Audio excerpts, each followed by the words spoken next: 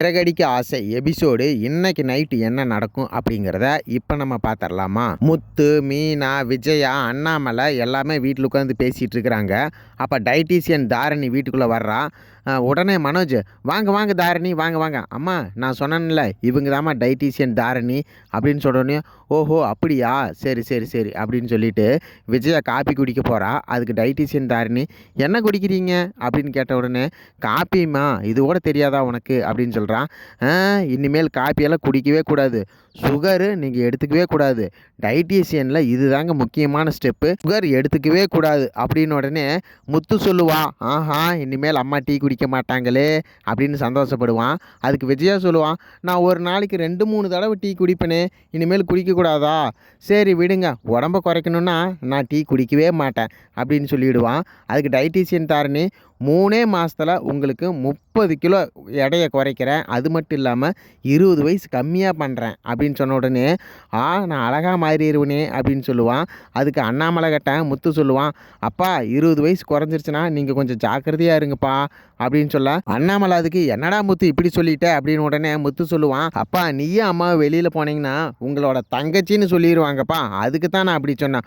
ஓஹோ அப்படியா விஜயா, ஒழுங்கா என் கூட நீ நடந்து வந்தினாலே உடம்பு குறையும் தெரியுமா, சும்மா நடக்காமல் வீட்டிலே உட்காந்துருந்தீங்கன்னா உடம்பு போடத்தான் செய்யும் அப்படின்னு உடனே விஜயா சொல்கிறான், நீங்கள் மட்டும் நடந்து பிரபுதேவா மாதிரி ஆயிட்டீங்களோ, சும்மா இருங்க. உடனே டைட்டீஷியன் தாரணி, ஆமாம் உங்களுக்கு யார் ஆண்டி சமைக்கிறாங்க அப்படின்னு ஒன்று, இதா சமைக்கிறதுக்குன்னே ஒருத்தி இருக்கிறா பாரு அப்படின்பா.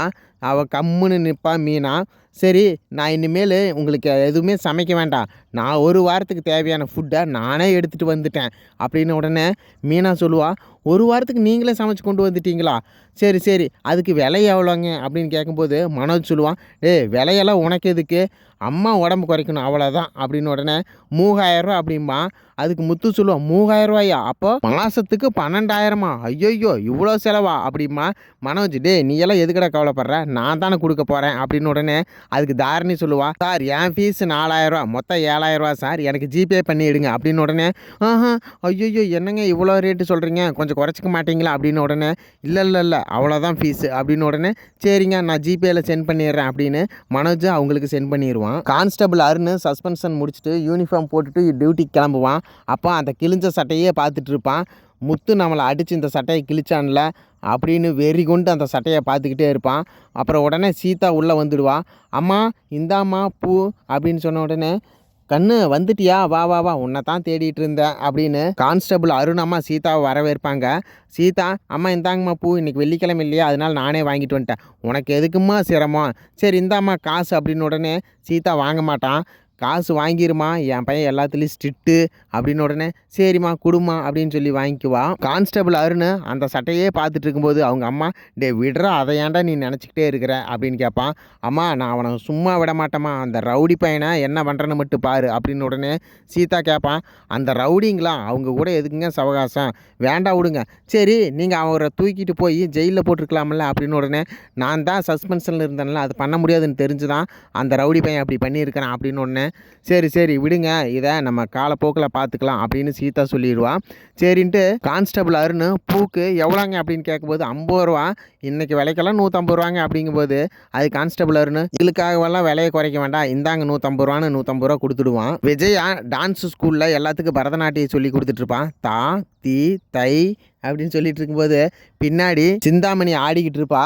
சிந்தாமணி தப்பாக ஆடுவான், ஆனால் குழந்தைங்க நல்லா ஆடுவாங்க. விஜயா பார்த்துட்டு, சிந்தாமணி நீங்கள் கடைசி ஸ்டெப் மட்டும் ஒழுங்காக ஆடலை, முன்னாடி வாங்க அப்படின்னு சொல்லிட்டு முன்னாடி சொல்லி கொடுப்பான். அது நல்லா 2 பேருமே நல்லா ஆடிடுவாங்க. உடனே பார்வதி கை தட்டுவா, சிந்தாமணி நீங்கள் ரொம்ப நல்லா ஆடிட்டீங்க, மாஸ்டரை விட நீங்கள் தான் ரொம்ப நல்லா ஆடுறீங்க தெரியுமா அப்படின்னு பார்வதி சொல்ல, அதுக்கு ஸ்டூடெண்ட்ஸ் எல்லாம் சொல்லுவாங்க, இல்லை மாஸ்டர் தான் நல்லா ஆடுறாங்க அப்படின்னு சொல்லுவாங்க. சரி பார்வதி, விஜயா உனக்கு டீ போட்டுமா அப்படிங்கும்போது, நான் தான் டயட் ஃபாலோ பண்ணுறேன்ல, நான்லாம் டீ குடிக்க மாட்டேன் அப்படின்னு சொல்லிடுவாங்க. உடனே சிந்தாமணியும், நானும் மாஸ்டர் சொல்கிறதே கேட்டுக்கிறேன், எனக்கு டீ வேணாம் அப்படின்னு சொல்லிவிடுவாங்க. அதுக்கு பார்வதி கேட்பா, சரி டைட்டீஷியன் ஃபுட்டெல்லாம் உனக்கு யார் சமைக்கிறா அப்படின்னு உடனே, அதை வீட்டில் பூக்காரி இருக்கார்ல அவளை தான் சமைக்க சொல்லியிருக்கா அவள் தான் எடுத்துகிட்டு வர போகிறா அப்படின்னு உடனே சிந்தாமணி கேட்பா, பூக்காரி அவ யார் அப்படின்னு உடனே பார்வதி சொல்லுவா, அவளோட மருமகளை தான் அப்படி சொல்கிறான், ஏன்னா மருமகன்னு சொல்கிறதுக்கு அவளுக்கு வாய் கூசுது அப்படின்னு உடனே, ஓ அவளா, வருட்டு வருட்டு அப்படின்னு சிந்தாமணி சொல்லுவா. மீனா டைட்டீஷியன் ஃபுட்டெல்லாம் சமைச்சு எடுத்துக்கிட்டு விஜயா நடன ஸ்கூலுக்கு வந்துடுவா. விஜயா, பார்வதி, சிந்தாமணி 3 பேரும் அப்படியே நடந்து போவாங்க. வா மீனா வா வான்னு பார்வதி சொல்லுவா. ஆனால் விஜயாவும் சிந்தாமணியும் முறைச்சி பார்ப்பாங்க. பார்வதி சொல்லுவா, சிந்தாமணி இதுதான் விஜயாவோட மருமக அப்படின்னு உடனே, ஆமாம் ஆமாம் இவ தான் அந்த பூ கட்டுறவா அப்படின்னு சொல்லிடுவா. விஜயா பார்வதி கிட்ட, இவ சிந்தாமணிக்கு எதிரி தெரியுமா அப்படின்னு உடனே, எதிரியா எப்படி? ஆமாம் 2 பேரும் ஒரே பிஸ்னஸ் தான் பண்ணுறாங்க. என்னதான் இருந்தாலும் பார்வதி சிந்தாமணி லெவலுக்கெல்லாம் மீனாவால் பிஸ்னஸ் பண்ணவே முடியாது.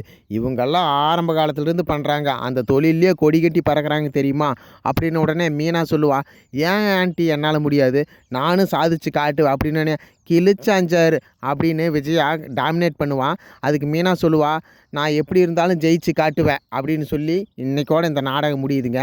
நாளைக்கு நைட்டு என்ன நடக்கும் அப்படிங்கிறத நாளைக்கு காலையிலேயே நம்ம சேனலில் வந்துடுங்க. நம்ம சேனலை சப்ஸ்கிரைப் பண்ணி வச்சுக்கங்க. நன்றி, வணக்கம்.